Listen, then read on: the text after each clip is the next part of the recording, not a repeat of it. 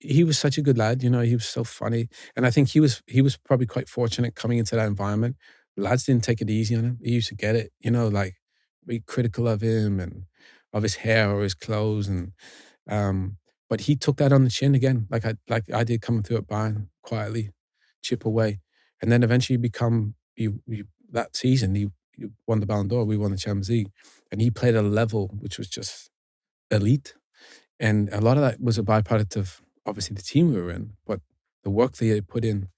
And he, you know, training would finish.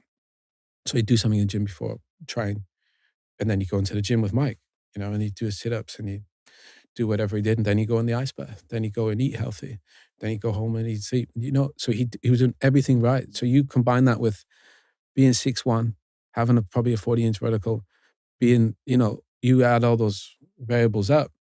And then once you give a guy success, a taste of that young, and wins the Ballon d'Or and the Champions League, all you're going to want to do is want more if you're of the elite, say the Michael Jones or the LeBron James.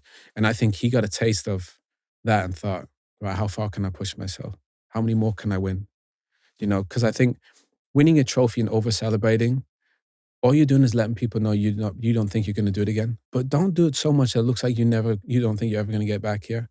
And I think Cristiano, he just had this ability to work, sacrifice, push himself.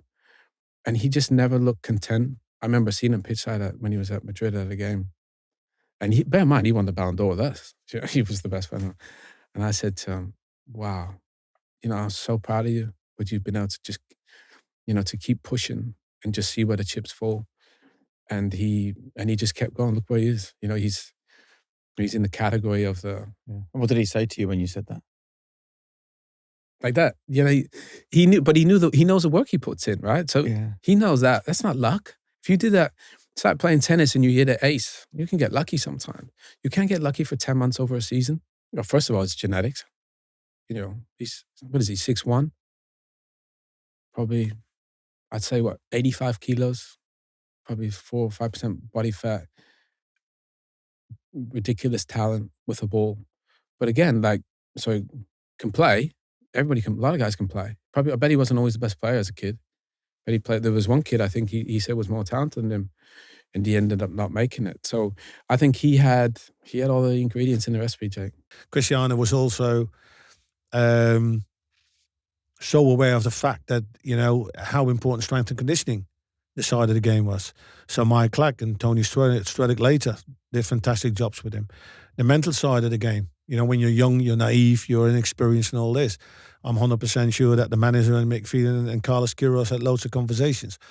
I got connected with Cristiano in that respect because I was doing these individual sessions. And at one particular point when I was doing stuff with Diego, he came across straight away and said, can I join in? Yeah, no problem. Basically told him, I said to him, I says, at one point, I think that I know exactly what you want. And he looked at me like, how can you know? I mean, we never had he says, yeah, I know. And he said, what is it? I said, you want to be the best player in the world. Not once, not twice, but many, many times to come. I says, am I wrong?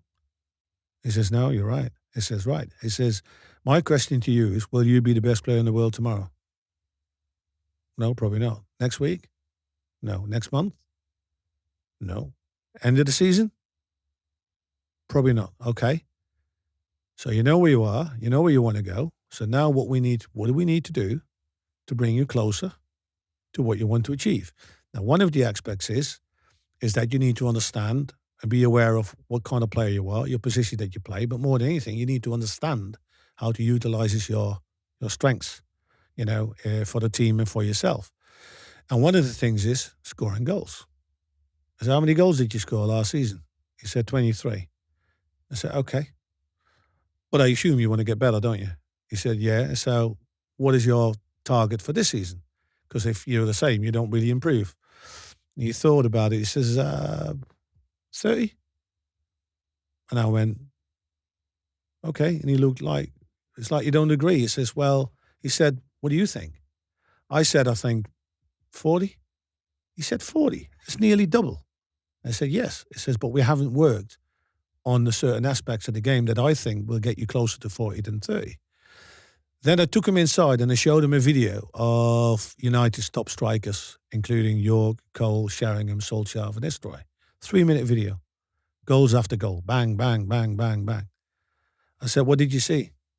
Oh, a lot of goals. Beautiful goals. A lot of goals. I said, yeah, but what did you see? Yeah, goals. I said, no. We're going to watch it again and then tell me what you see. And we looked at it again and I said, what did you see? And I said, I know what you mean. It says, most goals are scored from in the box. Most goals are scored 1 and 2 touch. And there's a variety of goals. Tap-ins, shots, headers and all that. It says correct. These are exactly the 3 things we're going to work on the pitch. You know who we all want to be? That person. The one who's meal prepping. They've got their organic grain bowls. They come in with their quinoa, all of that stuff. We know they're also getting a full 8 hours sleep, meditating before sunrise, never rowing with anyone, and just hitting it every time. But let's be real. Who has the time for that? Like me, you've probably got loads to juggle: kids, work, exercise, pretending that you've got everything together at the same time, and something has to give. And for me, traditionally, that was energy. And then I discovered Vitals by Heights. And these changed so much for me. Just 2 capsules, the job is done so fast.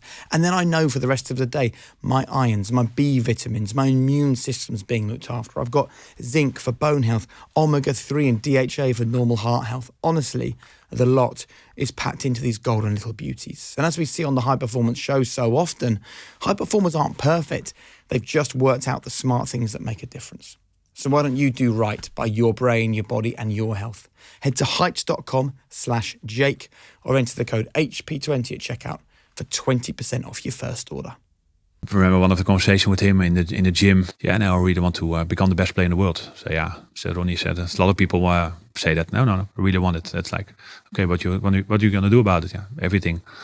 I think his work ethic, the way he developed himself, the way he make sure that his body was specialists around him, the way he trained. And I think one of the funny stories I find it always, I told a lot of people already, say often after training, Edwin wanted to take some free kicks. Said Ronnie, it's like, take the second or third goalkeeper. I'm 37. Come on, it's take one of the other guys. I'm tired. No. Come on, I don't want to score against the best. Yeah, but Ronnie, you're not going to score, so what's not the point? No, come on, you're getting goal.